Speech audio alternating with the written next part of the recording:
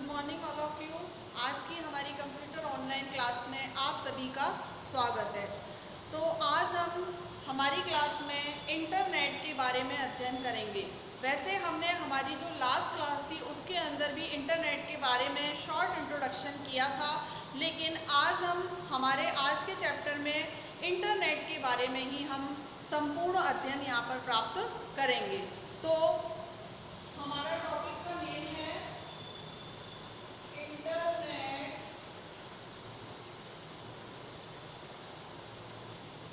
And online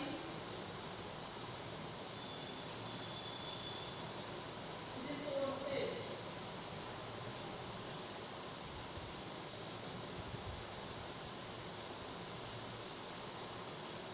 ठीक है, तो हमारा चैप्टर है इंटरनेट एंड ऑनलाइन रिसोर्सेज, यानी कि हम इंटरनेट के बारे में यहाँ पर समग्र अध्ययन प्राप्त करेंगे और इसके अलावा जो हमारे ऑनलाइन रिसोर्सेज हैं उसके बारे में जानकारी प्राप्त करेंगे। तो सबसे पहले जब हम इंटरनेट का यहाँ पर अध्ययन कर रहे हैं तो सबसे पहले हमें यह पता होना चाहिए कि इंटरनेट क्या होता है।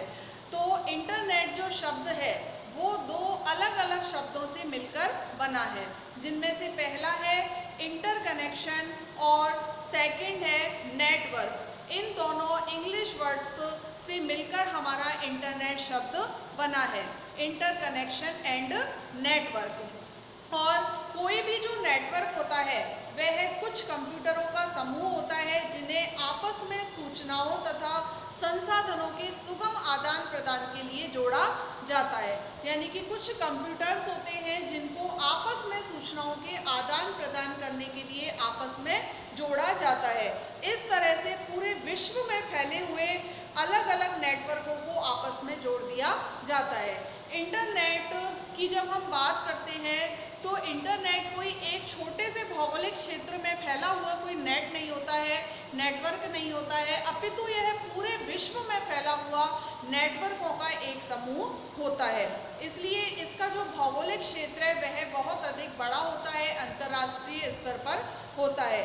इसे हम इंटरनेट के नाम से जानते हैं। यानी कि पूरे विश्व में जो नेटवर्कों का एक समूह फैला होता है डाटा के संचार को आदान प्रदान करने के लिए, उस समूह को हम इंटरनेट के नाम से जानते हैं।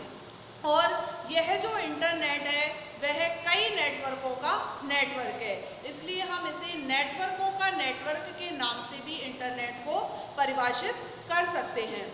इंटरनेट पर जो प्रत्येक कंप्यूटर होता है, जो भी कंप्यूटर इंटरनेट पर संचालित होता है, इंटरनेट से कनेक्टेड होता है, वह कंप्यूटर उसमें होस्ट कंप्यूटर होता है। और इंटरनेट पर जो सभी कंप्यूटर्स होते हैं वो कुछ केबल लाइन से, टेलीफोन लाइन से या फिर सैटेलाइट के द्वारा एक दूसरे से कनेक्टेड होते हैं। और इनमें बड़े तथा ताकतवर मेन फ्रेम कंप्यूटर्स भी हो सकते हैं, मिनी कंप्यूटर्स भी हो सकते हैं और पीसी यानी कि पर्सनल कंप्यूटर्स भी यहाँ पर एक दूसरे से जुड़े हुए हो सकते हैं। और जब आपका जो पीसी होता है यानी पर्सनल कंप्यूटर होता है किसी इंटरनेट अकाउंट को डायल करता है तो आपका कंप्यूटर भी एक इंटरनेट होस्ट बन जाता है। यानी कि जो भी कंप्यूटर इंटरनेट से कनेक्ट होता है वह कंप्यूटर इंटरनेट होस्ट कहलाता है। अब हम इंटरनेट के इतिहास के बारे में बात करें, यानी कि कब हमारे यहाँ पर इंटरनेट का प्रारंभ हुआ और कैसे कैसे करके इसका विकास हुआ, तो उसके बारे में जानने के लिए हम देखते हैं कि 1960 का जो दशक था, 1960 का जो दशक था, उसमें अन्वेषकों के द्वारा, अन्वेषक यानी कि रिसर्चर्स के द्वारा जो ऐसे कंप्यूटर नेटवर्कों पर परीक्षण करना प्रारंभ किया गया जो सामान्य माध्यमों जैसे टेलीफोन लाइन पर भी तेज गति वाला तथा विश्वसनीय हो। इसी प्रयास में उन्हें पैकेट स्विच्ड नेटवर्क बनाने का विचार उत्पन्न हुआ। पैकेट स्विच्ड नेटवर्क जो होता है वह क्या चीज़ होती है? इसमें क्या होता है कि सूचनाओं को कुछ पैकेट्स के अंदर डिवाइड कर दिया जाता है और उन पैकेट्स को छोटे छोटे भागों में बांट दिया जाता है, जिन्हें हम पैकेट्स कहते हैं। और इन पैकेट्स में ना सिर्फ मूल सूचना होती है अपितु इस सूचना के साथ डेस्टिनेशन का एड्रेस तथा इन पैकेट्स का क्रम भी होता है।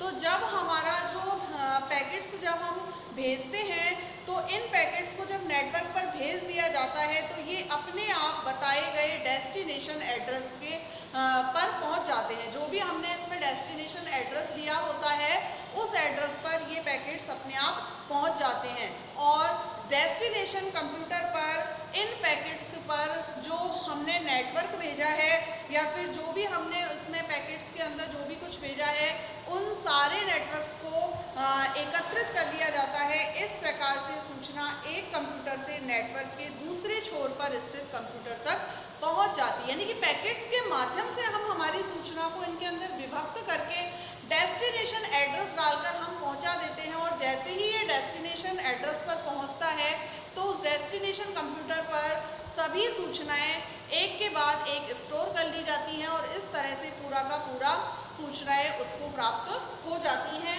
और एक छोर से हमारा जो भी सूचनाएं हम भेजना चाहते हैं दूसरे कंप्यूटर को वो दूसरे छोर पर पहुंच जाती हैं।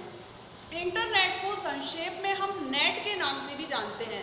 आप देखते हैं कि जो हम लोग अधिकतर जो इंटरनेट का नाम लेते हैं तो नेट के नाम से हम इसे बोलते हैं। तो इसको सूक्ष्म रूप में नेट के नाम से भी जानते हैं, जिसमें कंप्यूटर पर कार्य कर रहा व्यक्ति इंटरनेट से जुड़े किसी भी कंप्यूटर से सूचना प्राप्त कर सकता है। इसका जो प्रायोगिक तौर पर जो इसका पहला प्रयोग किया गया था वह ARPANET के द्वारा किया गया था। ARPA जो कंपनी थी जिसने प्रथम इंटरनेट स्थापित किया था जिसका नाम था ARPANET, जो हम लास्ट क्लास में पढ़ चुके हैं कि हमारा पहला जो इंटरनेट स्थापित किया गया था 1969 में वह ARPANET के नाम से था और उसको ARPA के द्वारा ARPA यानी कि एडवांस रिसर्च प्रोजेक्ट एजेंसी के द्वारा तैयार किया गया था, इसलिए इसका नाम ARPANET रखा गया था। और इसका मूल उद्देश्य एक ऐसा नेटवर्क बनाने का था जो एक विश्वविद्यालय में किए गए अनुसंधान कार्यों को दूसरे विश्वविद्यालयों तक पहुंचा सके। ARPANET का एक अन्य लाभ यह भी था कि चूंकि संदेशों को एक से अधिक दिशाओं में एक बार तथा बार बार भेजा जा सकता था, वह नेटवर्क किसी भी स्थिति में कार्यशील रहता था। चाहे कोई भी परिस्थिति हो, हमेशा वह नेटवर्क कार्यरत रहता था। तो इस तरह से 1980 के दशक के बाद में अपने आप से सूचनाएं इंटरनेट के माध्यम से एक स्थान से दूसरे स्थान तक पहुंचने लग गई। इसमें डायल अप कनेक्शन का भी मुख्य हाथ था। डायल अप कनेक्शन के द्वारा मासिक किराया लेकर इंटरनेट का इस तरह से प्रयोग अत्यधिक बड़े तौर पर किया जाने लगा। इसके बाद 1990 के दशक में ईमेल तथा वेब और ऑनलाइन चैट के माध्यम से इंटरनेट की लोकप्रियता और भी अधिक बढ़ गई। तो इस प्रकार से हम इंटरनेट के विकास को पढ़ सकते हैं, समझ सकते हैं कि किस तरह से इंटरनेट का प्रारंभ हुआ और फिर किस तरह से धीरे धीरे नए उसके अंदर विकास होता गया और उसके बाद में अपने आप धीरे धीरे से इंटरनेट की विश्वसनीयता और लोकप्रियता अत्यधिक बढ़ती गई। तो ये था हमारा इंटरनेट का इतिहास। अब हम बात करते हैं इंटरनेट के स्वामी यानी कि ऑनर्स ऑफ इंटरनेट। तो इंटरनेट का स्वामी यदि हम देखें तो इंटरनेट का कोई एक पर्सनल निजी कोई स्वामित्व नहीं था, उसका ऐसा कुछ भी नहीं था कि किसी एक व्यक्ति ने इंटरनेट का निर्माण किया है या फिर किसी एक देश ने इंटरनेट का निर्माण किया है। यदि हम देखें तो सैकड़ों सरकारें, निगम, विश्वविद्यालय, व्यावसायिक कंपनियां तथा नागरिक मिलकर इंटरनेट का स्वामित्व ग्रहण करते हैं। इसका अर्थ है कि कोई एक व्यक्ति या कोई एक देश इसे पूर्ण रूप से नियंत्रित नहीं कर सकता। लेकिन मुख्य रूप से हम देखें तो अमेरिका में एक विभाग है नेशनल साइंस फाउंडेशन, जिसे हम शॉर्ट में NSF के नाम से जानते हैं। नेशनल साइंस जो फाउंडेशन है वह एक ऐसा समूह है जो इंटरनेट की परफॉर्मेंस बढ़ाने के तरीकों पर अपना ध्यान केंद्रित रखता है। तो NSF जैसे ऐसे और काफ़ी कई संगठन हैं, जैसे कि IETF जिसका पूरा नाम है इंटरनेट इंजीनियरिंग टास्क फोर्स, इसका भी सहयोग इंटरनेट को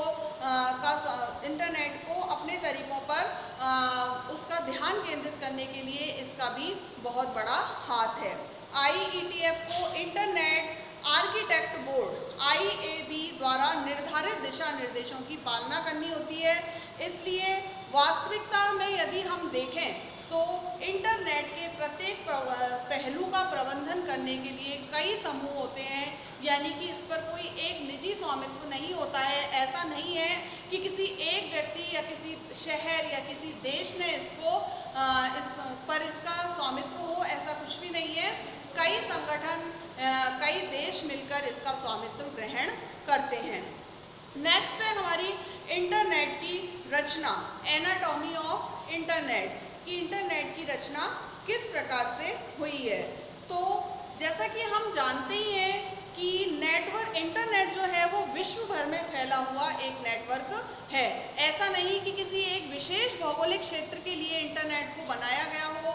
इंटरनेट पूरे विश्व भर में फैला हुआ नेटवर्कों का एक समूह होता है। फिर भी कई कारणों से यह एक छोटे शहर की अनुमति देता है। इसमें भी वही सेवाएं होती हैं जो किसी शहर में मिलती हैं। यदि आपको अपनी ईमेल प्रेषित या प्राप्त करनी है तो इस कार्य को करने के लिए इंटरनेट में इलेक्ट्रॉनिक पोस्ट ऑफिसेस होते हैं और इसमें आपको ऑनलाइन लाइब्रेरी भी मिल जाती हैं, जिसमें हजारों लाखों पुस्तकें होती हैं और उन हजारों लाखों पुस्तकों को आप दिन में, रात में अपनी सुविधानुसार जब भी चाहें तब उन पुस्तकों को आप पढ़ सकते हैं। जबकि जो हमारी नॉर्मल लाइब्रेरीज होती हैं उनमें क्या होता है कि हम दिन में जाकर ही उन पुस्तकों को पढ़ सकते हैं, या फिर कहीं पर यदि ऐसा होता है कि नाइट का भी ऑप्शन होता है तो वहाँ नाइट में भी आप जाकर पढ़ सकते हैं। लेकिन जो हमारी ऑनलाइन लाइब्रेरीज होती हैं उसमें आप अपनी सुविधानुसार कभी भी जाकर दिन में, रात में, कभी भी आप कोई भी पुस्तक को वहाँ पर पढ़ सकते हैं। तो इस प्रकार से इसके अंदर हम बहुत सारी चीज़ें कर सकते हैं। वर्ल्ड वाइड वेब के प्रसार के साथ हम किसी मूवी का प्रीव्यू इसके अंदर देख सकते हैं, हम सामान को क्रय विक्रय कर सकते हैं तथा कहीं के भी रेडियो स्टेशन को हम इंटरनेट के माध्यम से सुन सकते हैं। तो ये सभी जो कार्य हैं वो इंटरनेट की सुविधाओं के विभिन्न आयामों को दर्शाते हैं।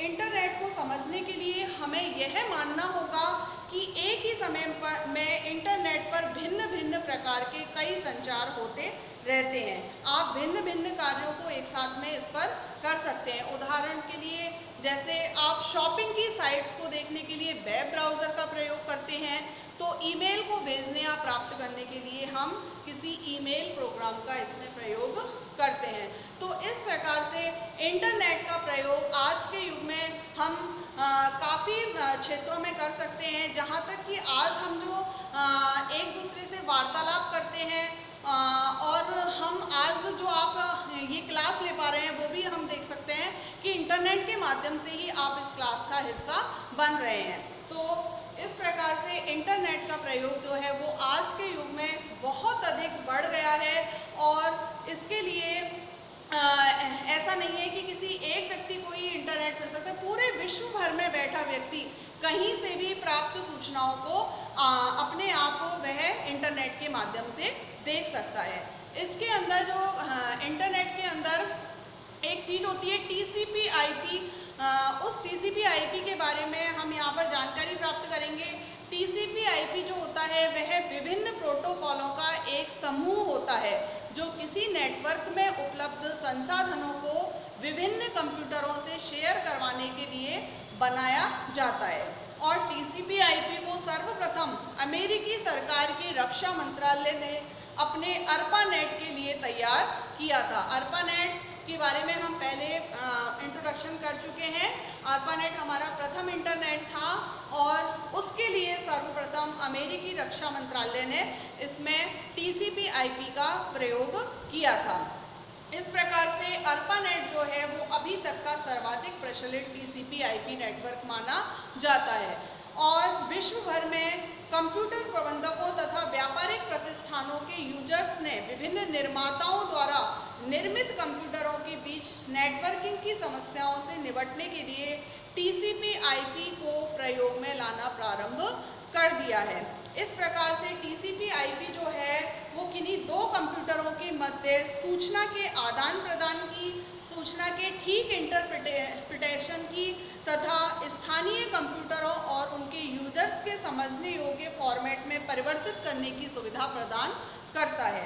TCP/IP जो समूह है वह एक प्रोटोकॉल मात्र नहीं है, यह एक 4 वैचारिक परतों का संचार संगठन है जो हार्डवेयर की एक 5वीं परत पर बनी होती है। इसमें बहुत सारी सुविधाएं होती हैं और बहुत सारे कार्य होते हैं जो TCP/IP के द्वारा इंटरनेट के अंतर्गत किए जाते हैं। तो TCP/IP की जो कार्य प्रणाली होती है वह एक प्रकार से, उसको समझने के लिए हम एक उदाहरण ले सकते हैं। जैसे कि आपको अपना कहीं पर शिफ्ट करना है और उसके लिए आप अपने सामान को कहीं दूसरी जगह पर भेजना चाहते हैं, तो आप क्या करते हैं, अपने सामान को अलग अलग बक्सों में फिक्स कर देते हैं, अलग अलग बक्सों में डाल देते हैं अलग अलग सामान को, और उस बक्से के ऊपर आप क्या करते हैं, एक चिट लगा देते हैं कि ये सामान इस चीज़ का है और ये सामान इस चीज़ का है। तो उसके बाद में आपका जो सामान है वह ट्रांसपोर्ट पर जाता है और उसके बाद में जब आपके दूसरे घर पर वह पहुंचता है तो वहां जाकर आपने जो लिस्ट बनाई थी उस लिस्ट से आप मैच कर लेते हैं कि हमारा सामान हमारी लिस्ट के अनुसार हमारे पास पहुंचा है या नहीं। तो इस प्रकार से आपको पता चल जाता है, यदि कोई भी आपका सामान मिस हुआ होता है तो आपको पता चल जाएगा कि इसमें से यह सामान मिस हुआ है।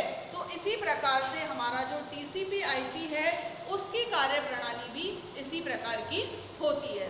तो इस प्रकार से हम इंटरनेट को यहाँ पर समझ सकते हैं। आगे की क्लास में हम IP तथा DNS पते और ऑनलाइन रिसोर्सेज के बारे में जानकारी प्राप्त करेंगे। आज की क्लास के लिए बस इतना ही। धन्यवाद।